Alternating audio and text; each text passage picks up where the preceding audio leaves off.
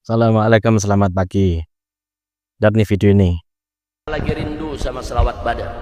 Ini selawat Badar nih dulu kalau kita baca bawaannya mau perang dulu ya. Nah, dulu kita lawan Ahok pakai selawat Badar, Allah kasih menang. Nggak usah khawatir saudara.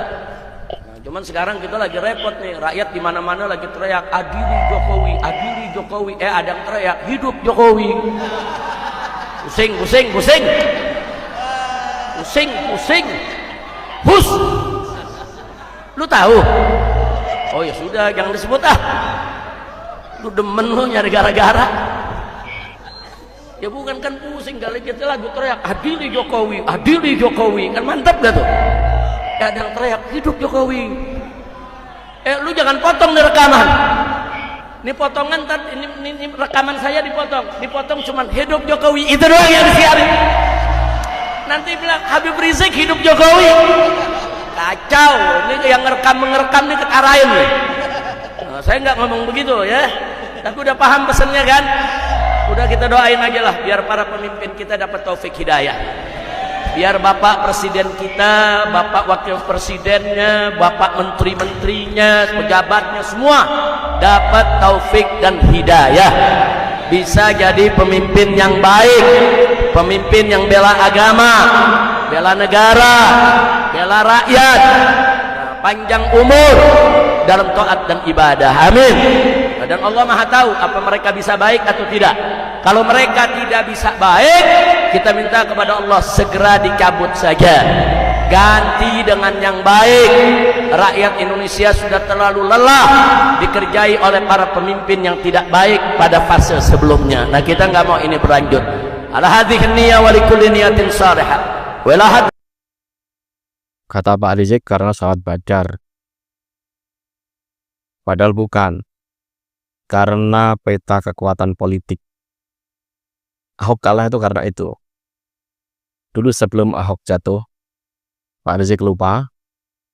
FPI demo berkali-kali, mungkin puluhan kali ya, di balik kota.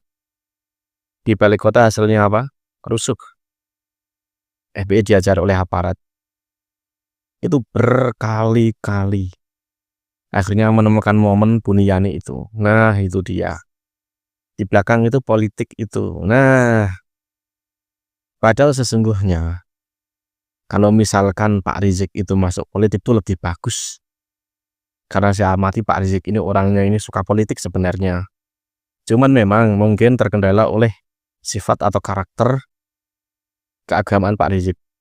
Yang mungkin kalau orang lihatnya apa ya, fundamentalis. Seperti itu.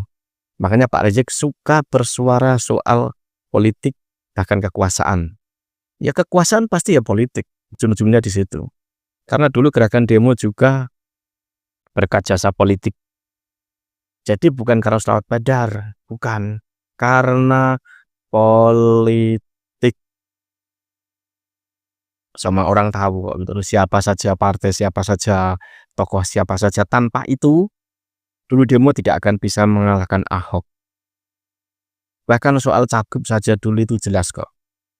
Cara pemilihannya bagaimana, di lapangan seperti apa, terutama di lapangan itu seperti apa. Ya, kalau orang sekarang itu pasti kalau Jokowi dikritik, karena kemarin itu Pilpres, saya dulu pendukung Jokowi. Tapi kemarin saya enggak, karena memang cara-cara Jokowi ini bisa dulu enggak bagus dah. Di lapangan tuh sama tidak bagusnya dengan saat cagup. Saat Ahok kalah itu enggak bagus. Gerakannya itu seperti apa, kita juga tahu. Jadi misalkan Pak Rizik sampai sekarang teriak-teriak soal Jokowi, atau bisa bilang adili Jokowi. Saya ini melihat saat cagup Jakarta Ahok melawan siapa kemarin itu? Anies. Nah, hampir seperti itu tapi beda cara. Terutama cara-cara di lapangan, orang-orangnya yang pendukung Anies itu seperti apa. Jadi itu tadi, Pak Rizik cocoknya menjadi partai politik. Kok partai politik? Punya partai politik. Itu cocok. Karena sepertinya Pak Rizik ini juga cakap lah berbicara soal politik. Kenapa nggak mau mendirikan partai politik? Kan bagus. Jadi pertanggungjawabannya itu jelas. Kalau misalkan Pak Rizik berkata semacam itu di majelis seperti itu lebih apa ya? Lebih kepada mungkin mau memposisikan ulama ini menceramai kekuasaan, menceramai orang-orang politik, menceramai penguasa. Padahal penguasa buruk itu karena ulama yang buruk loh. Jelas toh ada toh itu ajaran itu. Penguasa buruk itu karena adanya ulama yang buruk. Makanya kalau menurut saya Pak Rizik cocok mendirikan partai politik. Pasti banyak yang dukung lah, terutama pendukungnya Pak Rizik, terutama di Jabodetabek. Dan mungkin minusnya ya di Jawa Barat lah. Kalau Jawa Tengah, Jawa Timur, jong.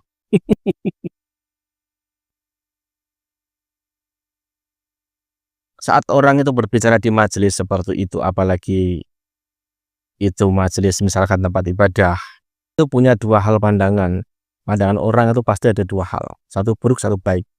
Daripada ada dua pandangan semacam itu, apalagi itu di tempat ibadah misalkan, atau misalkan itu di tempat majelis atau apalah seperti itu, lebih baik itu tadi.